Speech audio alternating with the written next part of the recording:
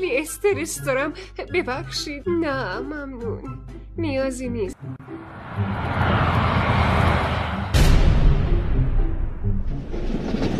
وای چرا اینجوری میشه؟ نه ترسین، چیزی نیست، چاله هواییه. من خیلی استرس دارم، ببخشید. میشه شما دست منو بگیرین؟ اینجوری یکم آرومتر میشم. شرمنده خانم، من نمیتونم.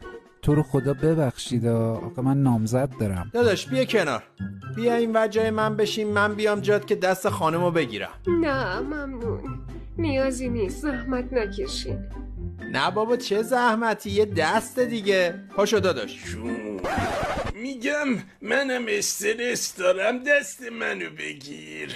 نکن آقا، دستتو بکش. تو رو خدا شانسو ببین. داداش باورم نمیشه، یکم دیگه میرسیم میریم پیشش.